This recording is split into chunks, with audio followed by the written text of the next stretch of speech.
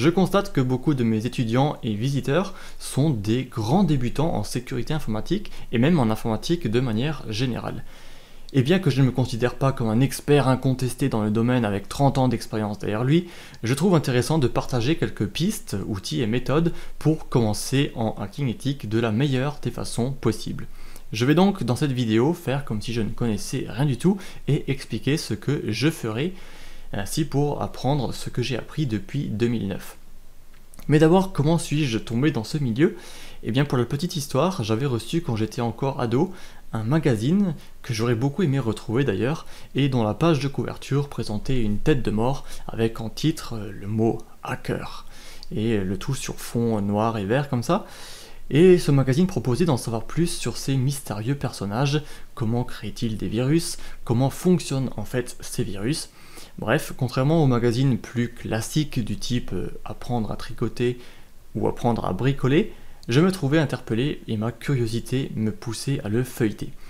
Je ne sais plus trop ce que j'en ai tiré en fait, mais c'est cette même curiosité qui m'a poussé ensuite à taper sur Google, non pas comment monter un meuble de salle de bain, mais comment les hackers créent des virus. Et puis là, je me suis rendu compte que des petites communautés, souvent anglophones, se trouvaient sur le web, notamment sur des forums dédiés au sujet.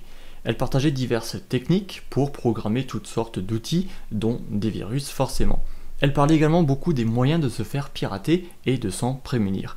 Avec mon anglais un peu médiocre, j'ai pu comprendre quelques points essentiels et j'ai ainsi commencé à pratiquer de mon côté, en compagnie d'un livre, le tout premier livre sur la programmation que j'ai acheté, qui était sur le langage VB.NET. Et oui, car sur les forums en question, on parlait surtout de programmation VB.NET. On passe en fait d'un stade de « punaise, j'y comprends vraiment rien à ce truc de hacker » à un stade où on se dit « ah ouais, en fait, c'est assez facile, l'air de rien, on ne pensait pas que qu'il suffisait juste de faire ceci ou de faire cela. » Entre guillemets, bien sûr. Du coup, le point fondamental et sans doute transversal à tous les autres, c'est que pour bien apprendre la sécurité informatique, il faut vouloir apprendre. Il faut être dans une certaine mesure passionné par le sujet et y accorder du temps. Même si quelque chose semble complètement inatteignable, le simple fait de se plonger dans le sujet va souvent vous débloquer et répondre à vos questions. Peut-être même que c'est pareil avec le meuble de salle de bain après tout. Tout ne fonctionnera bien sûr pas du premier coup et il y aura toujours des parties un peu rébarbatives et vous n'aurez pas toujours le temps nécessaire devant vous pour tout faire, mais ce n'est pas grave, il ne faut surtout pas abandonner. Et ça c'est extrêmement important. Le premier point donc, c'est se passionner pour le sujet, ne pas abandonner et être prêt à y passer du temps. Le deuxième point, sans doute encore plus important que le premier, c'est pratiquer. Et là, je me répète sans cesse à travers mes divers cours et vidéos en général, que la pratique aide à aller plus vite et à retenir bien plus que si on lisait simplement quelque chose. En plus, cela permet de garder une trace d'un programme par exemple, ou de directement vous diriger vers votre but en créant ce que vous souhaitez créer. J'avais beaucoup de temps libre en licence d'informatique, puisque j'avais maths de 8h à 11h, et puis j'avais rien jusqu'à 15h. Donc j'avais beaucoup de temps pour manger, surtout que je prenais juste un simple sandwich à la cafette. Mets un pouce vers le haut si tu es étudiant et que ça te dit quelque chose, ce type d'emploi du temps. Loin de moi l'idée de perdre mon temps à l'époque à ne rien faire à part manger mon sandwich pendant 5 heures, je suis donc allé à la bibliothèque systématiquement lorsque j'avais le temps. Et pour cela, je lisais en fait tout type de livres sur le sujet, hacking éthique, langage C, langage C++, langage VB.NET bien sûr, etc., etc. Et là par contre j'ai fait une bêtise, c'est que je me contentais en fait de prendre quelques notes de ce que je lisais, mais je ne pratiquais jamais, je ne tapais jamais vraiment ce que je lisais dans ces livres, notamment en ce qui concerne la programmation. Et puis en même temps, j'avais pas non plus d'ordinateur portable à l'époque, ce qui compliquait un peu la tâche. Mais enfin bon, c'est donc là que j'en viens à ce point fondamental, la pratique, car le simple fait ensuite de rentrer chez moi, de prendre un bout de code trouvé sur internet, de le comprendre et de l'améliorer, m'aidait 100 fois plus que de lire un livre entier mécaniquement, j'ai envie de dire. Prenez donc à la limite un livre qui vous montre comment installer quelque chose, comment installer Linux, comment installer un compilateur, ou peu importe, et pratiquez ensuite. Un livre, que dis-je, je vous ai préparé dans la description tout ce qu'il vous faut pour vous préparer à la pratique avec des liens d'installation et de mise en route de plusieurs outils et systèmes populaires que les hackers utilisent. Pendant que je parle de licence informatique, j'ajouterai un autre point très important pour ceux qui penseraient que j'ai un diplôme d'informatique et que j'ai donc pu apprendre tout ce qu'il me faut tranquillement à la fac, en cours. Alors déjà, je séchais beaucoup les cours, surtout les maths. Mais en plus, et chose très importante, je n'ai eu qu'un semestre, donc à tout casser une dizaine d'heures, de sécurité informatique, et plus particulièrement de sécurité des réseaux. Incroyable mais vrai, certes, mais il faut croire qu'on formait avant tout des gens capables de faire des bons algorithmes, d'écrire du code qui fonctionne déjà pour commencer, plutôt que de s'intéresser à la sécurité de celui-ci. Le problème c'est qu'on n'a pas eu de cours de sécurité après, puisque après on était directement amené vers le milieu du travail. J'espère d'ailleurs que c'est différent à présent et qu'on forme plus de personnes à la sécurité informatique durant leurs études, notamment leurs études d'informatique, mais je peux donc affirmer que 95 à 100% de ce que j'ai appris et de ce que j'utilise aujourd'hui, je l'ai appris en autodidacte par la passion et par la pratique, voire le point 1 et 2.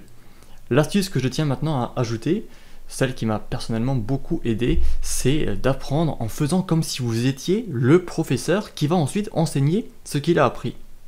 Le fait d'ordonner les différents points et de se les présenter de telle sorte que d'autres personnes pourraient apprendre permet au final d'apprendre efficacement soi-même. En d'autres termes, prenez l'habitude d'écrire votre code joliment avec des commentaires comme si on vous lisait. Organisez bien vos notes, mettez-les en couleur si vous voulez, mais ne soyez pas brouillon. Faites vraiment comme si vous faisiez un vrai travail professionnel qui sera ensuite vu par quelqu'un d'autre. Parlons enfin concrètement de ce qu'il faut apprendre, car jusqu'ici je vous parle surtout de l'état d'esprit, mais il faut concrètement savoir vers quoi s'orienter ensuite. Et là, la réponse peut paraître un peu surprenante, mais vous avez déjà un but plus ou moins précis, et donc vous allez commencer par celui-ci, quitte à apprendre en fonction de là où vos envies vous mènent ensuite. Imaginons par exemple que vous souhaitiez devenir un hacker éthique, qui va être employé par une grande entreprise afin de l'aider à sécuriser son système interne. Vous pouvez de ce fait commencer par la fin, en lisant les offres d'emploi en question par rapport au domaine que vous cherchez à atteindre, au métier plutôt, et voir ainsi les compétences requises pour partir de cela. Vous aurez par exemple à connaître de façon assez classique les systèmes Linux, vous aurez à connaître les réseaux, c'est vraiment la base des bases, et vous aurez potentiellement également à connaître les politiques de sécurité et d'autres choses comme ça. Rappelez-vous, l'utilisateur est la faille numéro 1 en sécurité informatique, il faut donc s'en occuper aussi. Et voilà que votre but initial vient de se décomposer en plusieurs sous-domaines. Il reste à les prendre un par un et à les redécomposer. Par exemple, pour apprendre Linux, il faut déjà installer le système, suivre éventuellement un guide, des livres, des cours vidéo ou peu importe, et pratiquer. Pour les réseaux, c'est pareil, etc., etc.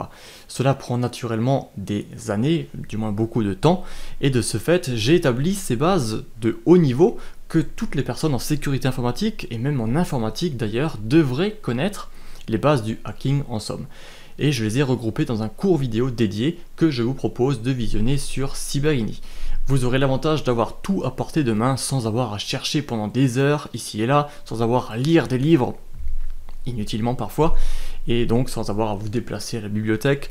Et d'ailleurs, vous pourrez également poser toutes vos questions si jamais vous en avez besoin, afin d'avoir un suivi personnalisé en fonction de ce que vous souhaitez faire et en fonction de votre rythme d'apprentissage.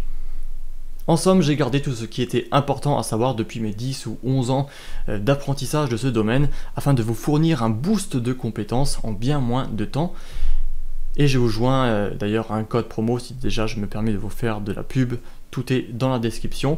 Je réponds également à toutes vos questions si jamais vous êtes bloqué ou que vous avez une situation qui vous semble particulière par rapport à cette vidéo, eh bien n'hésitez pas, posez vos questions, j'y réponds directement en dessous de cette vidéo. Je vous donne également d'autres ressources dans la description si jamais vous avez besoin de plus d'informations gratuites pour savoir par où commencer en sécurité informatique. Voilà donc pour cette vidéo. Portez-vous bien et à la prochaine.